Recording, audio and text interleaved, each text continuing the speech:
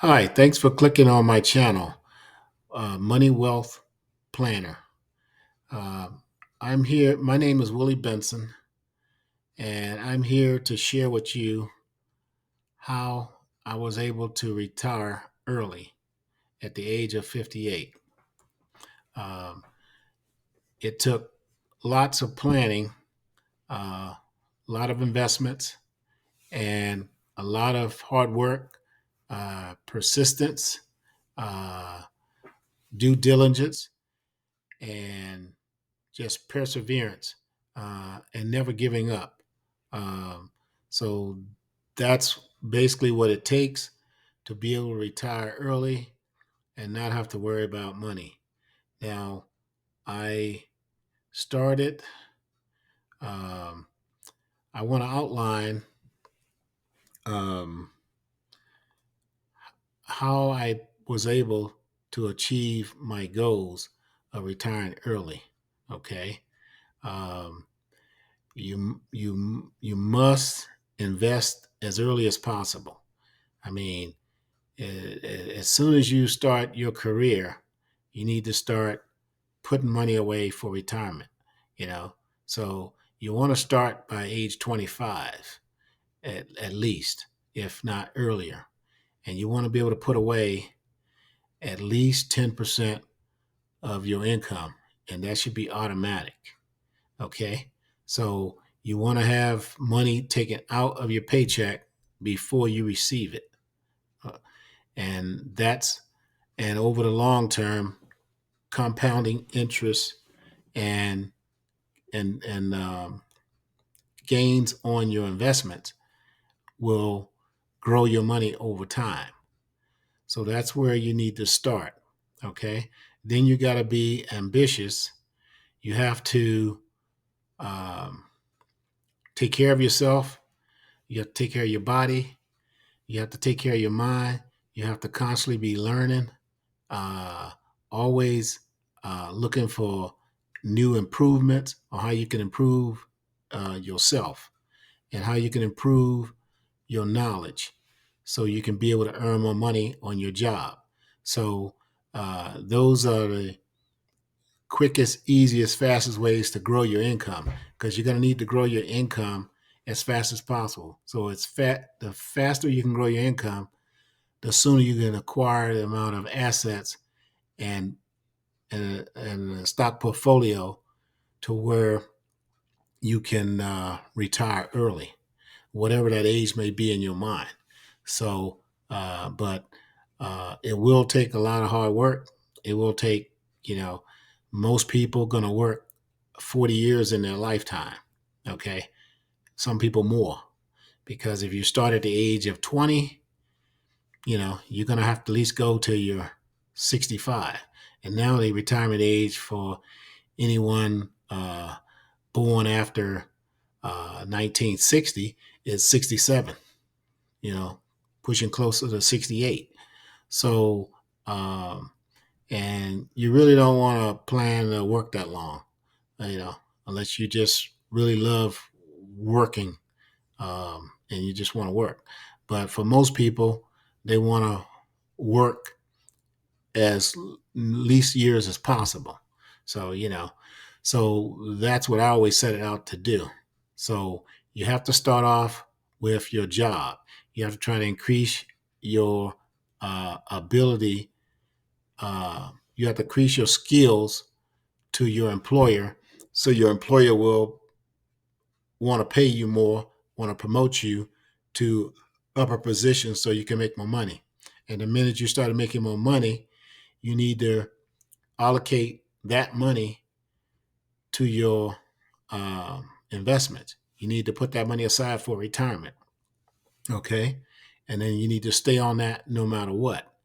At the same time, you need to uh, get on a budget. You need to find out how much money you need to live on and how much you can put aside for savings. Okay, because you're going to need to also at the same time while you're putting money away pre-tax dollars. Now, if you work for a company that has a 401k, you can put money in pre-tax. So, so basically, the percentage of what you will save is greater than what you would save if you saved outside of a pre-tax investment vehicle, because they're taking money off your gross, not off your net. So if you wait till you get the check, put it in the bank, then take that money and then and invest it, you're gonna have less investing power. Whereas, because you're gonna be doing it off your net, but if you do 10% off your gross, so if you're grossing $1,000 a week, you're gonna be putting in $100 a week. But if you're taking home 800 a week, and if you do it after tax, and you're only going to be putting in, and you do 10%, because you're only going to put in 10% of what you have, it's going to be $80. So you see where you're losing $20 every week. So you're losing $80 a month. So you're reducing your investing power. So that's why it's best to invest in a pre-taxed investment vehicle through your job. Okay. And then it's another thing you want to take advantage of through your employer, or this one you will take advantage of even if your employer does not provide this. And this is a HSA. An HSA is a health savings account. And a health savings account, um, it can you can it has dual purposes. You can actually use a health savings account to put money in to cover medical expenses that you will need to take care of your medical needs um, in the years going forward, and that money just stays there. It just keeps compounding each year, and also a lot of HSA, not a lot, but some HSA accounts will allow you to invest your HSA funds for your to pay your medical expenses, bills, any type of medical prescriptions you have, or anything like that, any type of co-payments that you have. But one caveat to this: you have to have a high deductible healthcare plan with your employer in order to qualify for a HSA, and you can do that by just having a high deductible, and a high deductible. I believe it's around $1,600 to $1,500 deductible um, per person, and I believe it's about 25 or 2,600 for a family. So also in an HSA, you can put away this year. You can put away up to I believe it's 3,500 for a single individual, 38, and then a family plan, you can put away as much as I believe it's 7,800, and that's in addition to what you can put in your 401k plan. Okay, so you got a lot of opportunity to save money, but in order to save this kind of money, you got to put yourself on a budget, and you have to live on less. So you have to try to live on, preferably no more than 50 or 60% of your take home pay. Okay. And then that's how you're going to be able to achieve retirement early. All right. So those are the ways that you can accelerate um, your wealth in your working years. And then on top of that, you should be, like I say, you got to try to build money. You got to save money for uh, any emergencies, or what I call backup savings. So you're going to need something to save and just build money in case of any unforeseen problems that you have. So you want to accumulate a savings. that you're going to want to have at least 90 days of savings. Okay. Because the majority of your money, I would always put in my investments first, and savings, not so much, because you don't earn a whole lot of money on savings. And as long as you live below your means, you're going to be able to address any emergencies with your normal pay that you get, plus the money that you have put in for 3 months backup or emergency fund. So you'll always be able to cover any large expense. And then what you want to do is you want to start building, saving up money in. And now you could take that emergency fund even further and save up money to invest in real estate. Okay.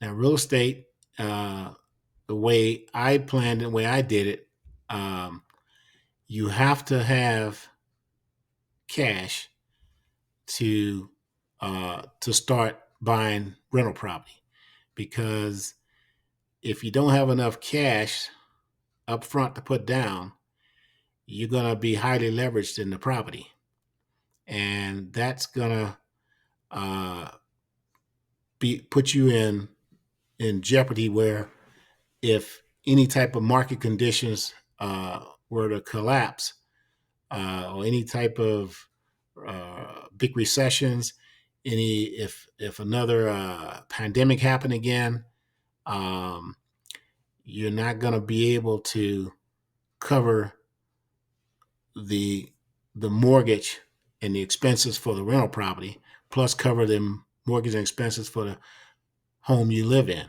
Okay, so that's why I believe in putting down 20 to 30% on a rental property, and then you have to, and that rental property have to uh, cash flow you a minimum of $200 a month. If you can't get a minimum of 200, ideally you want to look for 500 a month right out the gate from the beginning. Because anything less than that, everything's got to go right. You got to get the right tenants. You got to have the right property, because you can have repairs coming up that you didn't foresee. I mean, because it's going to take experience to learn more about um, how to look for the right type of properties for rentals. Because buying real old homes and then renting them is always more costly than buying newer homes. Newer homes work out better for rentals. So basically, what I did was for rentals, I tried to, or you want to have houses that are, say, a brick home, not a frame home. So if I were to buy a house that was, say, 50, 60 years old, it had to be a ranch brick home. But I would not buy a 60 year old house that's a frame home, because it needs a lot more work. It needs care on the treatment on the wood, needs paint, windows, so on, roofs. It's just a lot of things can be done. Whereas if you're buying a house that's newer, you're going to have less maintenance issues in the next 5 years of your rental. So that's something you got to be careful about buying rental property, because if you buy it to where it needs a lot of work, then, and if you didn't have enough cash, how are you going to get the money to do all the repairs to make the house a solid rental, so you don't get calls with so many different issues going on with the house? So that's why rental property, you start into that years down the road. If you want to take that approach of low debt, or not accumulating a large amount of debt to acquire rental property, like a lot of people done. I mean, I actually done it when I first started, and um, it didn't work out well. I mean, it worked for a while, but then we went through the Great Recession, 2008, and when things started going bad, you don't have enough income to take care of 7 houses.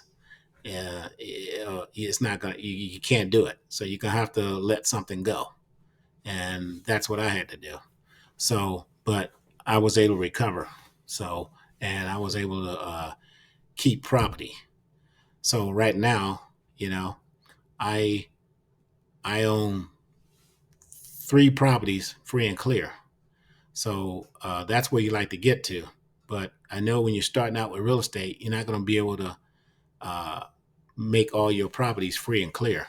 Not at today's rental prices. I mean, not rental prices, home prices. It's just pretty much impossible. Um, Another uh, avenue you can go is fixing and flip. I did that. I did fix and flip for 4.5 years, um, and I did well with it. But fix and flip is it's a business that it takes a lot of your time. Um, I actually did it after I had already retired because I did it to just create another stream of cash flow, and I had the credit to be able to get um, uh, hard money, private money, and purchase the properties. So that's another way of doing it. But you have to know that the property that you're looking to purchase, it has to be low enough to where when you add in the repair value, and then that's considered the purchasing cost and the repair value, it equals a value of uh, ARV, after repair value. So that's the market value, what you're going to sell it for. So you have to have a spread there in between that. So you have to have a spread above and beyond the repair value. Uh, so it can be done. I did it, and it worked. It worked pretty well.